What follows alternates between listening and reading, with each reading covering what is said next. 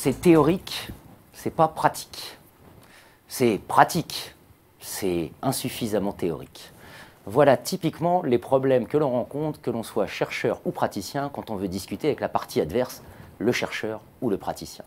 Le praticien considère que c'est théorique, donc inapplicable. Le chercheur considère que c'est pratique, donc au fond, peu digne d'intérêt. Jérôme Barthélémy, bonjour. Bonjour. Vous êtes ancien rédacteur en chef de la Revue française de gestion, auteur d'un texte dans le numéro spécial Bonne, mauvaise, pratique, théorie sur le thème « Concilier rigueur et pertinence en management ». Vous en avez fait un papier dans Le Monde. Est-ce que vous pouvez nous expliquer pourquoi, alors que c'est le positionnement de la RFG, que je suis après vous et que j'essaye de tenir également, j'espère aussi bien que vous, comment on tient cette corde de la rigueur et de la pertinence? Écoutez, pourquoi on n'arrive pas?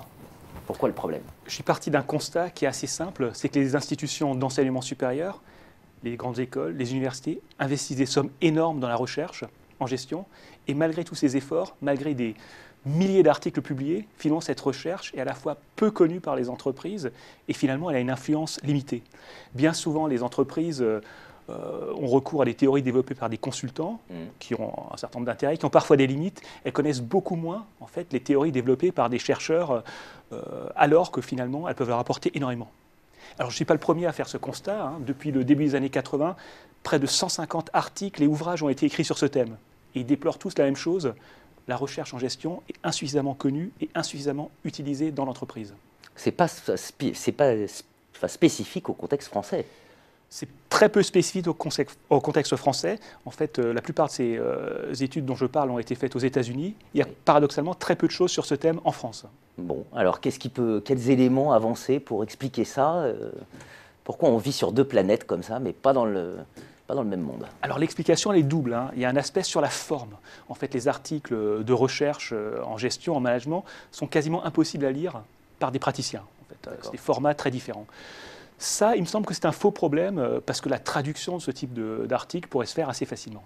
Il y a quelque chose d'un peu plus important et intéressant, c'est sur le fond en fait. Ce qu'il faut savoir, c'est que la plupart des articles de recherche sont des articles écrits par des chercheurs pour des chercheurs. Donc il n'est pas forcément étonnant. Ils ne sont pas destinés aux praticiens. Il n'est pas étonnant dès lors qu'il n'ait pas un impact vraiment très très important sur les praticiens.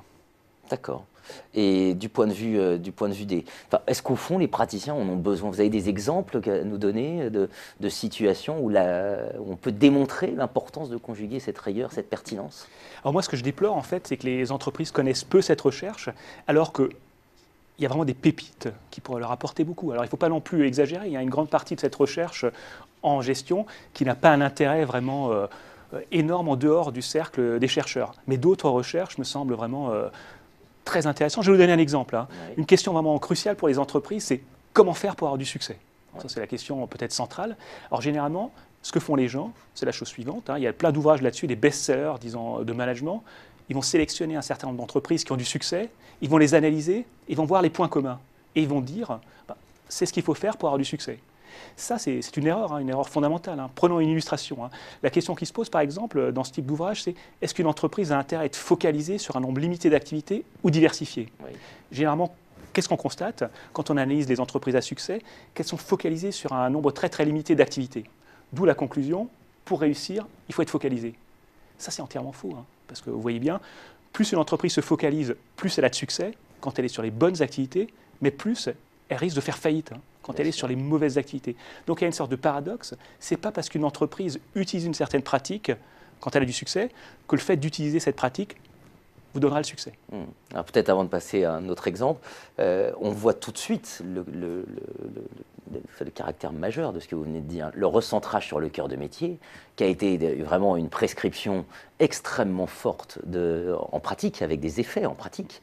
Ce que vous venez de nous dire, c'est attention, c'est dangereux. C'est-à-dire que à partir de là, c'est le bon vieil adage, pas tous les œufs dans le même panier, on a tendance à mettre tous les œufs dans le même panier, si jamais l'œuf casse, c'est terminé. C'est tout à fait ça. Enfin, le recentrage, il est poussé par qui? Par les marchés financiers, généralement. Hein. Les marchés financiers, l'idée, c'est de pousser les dirigeants à prendre plus de risques qu'ils ne le feraient peut-être de manière spontanée. Donc, ce n'est pas étonnant que les analystes poussent ça. Effectivement, la solution, entre guillemets, au problème de la diversification et de la focalisation, c'est d'opter pour un niveau de focalisation relativement moyen, c'est-à-dire à la fois investir dans un nombre d'activités suffisant, mais pas trop. On est plus dans la bonne mesure que dans les extrêmes. D'accord, on sent qu'il y a toujours des risques à aller un peu trop loin. Absolument. Un autre exemple Un exemple qui me semble important, c'est le thème des restructurations. Une question qui se pose beaucoup, c'est est-ce qu'une entreprise a intérêt à restructurer? Actuellement, au moindre problème, qu'est-ce qu'on fait? On restructure, on licencie. Le raisonnement est assez simple, on se dit, en restructurant, on va réduire la masse salariale, donc on va améliorer sa performance. Ça, si on analyse l'ensemble des recherches qui ont été faites sur ce point, on se rend compte que ce n'est pas du tout ce qui se passe. Très souvent, les restructurations, les licenciements ont de tels coûts cachés qui suffisent à annihiler totalement ces les gains économies. espérés. Totalement. Alors la solution est un peu plus subtile. En fait, ce qu'on observe quand on rentre dans les recherches vraiment poussées, c'est que les restructurations sont efficaces dans un cas très particulier. C'est quand elles se font dans une logique vraiment industrielle, on va dire. Elles s'accompagnent donc d'un changement de portefeuille d'activité, peut-être d'un recentrage si l'entreprise est trop diversifiée, de réallocation d'actifs. Dans ce cas-là, ça marche, mais pas avant 2 à 3 ans. Donc c'est quelque chose de plus subtil. Alors, autre idée reçue, on parle souvent dans la presse des licenciements boursiers, où il suffirait pour une entreprise de licencier pour voir son cours s'envoler. Ça arrive, mais c'est généralement pas le cas en fait. Ce qu'on observe généralement, ça dépend de la situation de l'entreprise. Quand elle est bien portante, effectivement, le licenciement peut être perçu de manière positive. Mais si l'entreprise se porte mal, le fait qu'elle licencie par-dessus le marché, je dirais, c'est la preuve qu'elle n'a plus de projet. C'est la preuve qu'elle n'a plus de projet et son cours a plutôt tendance à chuter, donc c'est très contre-productif. Très bien. Écoutez, est-ce qu'il y a des recommandations, des manières de conjuguer rigueur, pertinence, certaines voies de sortie par le haut de la rigueur, pertinence, de ce couple infernal? Alors effectivement, idéalement, il faudrait pouvoir concilier les deux. Il ne faut pas se leurrer, c'est très difficile. Pour un chercheur, c'est souvent plus facile de faire une recherche purement rigoureuse. Il a plus de chances à la limite qu'elle soit publiée. Vouloir faire les deux, c'est difficile, c'est faisable. Alors ça passe à mon avis par un point essentiel, central, crucial, c'est poser les bonnes questions de recherche. Souvent, un travers que peuvent avoir les chercheurs, c'est de poser des questions de recherche qui vont intéresser leur pairs uniquement. Avant de développer un projet de recherche, il me semble vraiment crucial de poser des questions qui peuvent également avoir des implications importantes pour les entreprises. Très bien. On sent bien que derrière toutes ces questions se jouent des enjeux significatifs. Thomas Durand est venu nous parler ici du futur des business schools et des bulles économiques en recherche. Donc ça peut y avoir des dépassements de points culminants quand on veut trop aller dans la rigueur.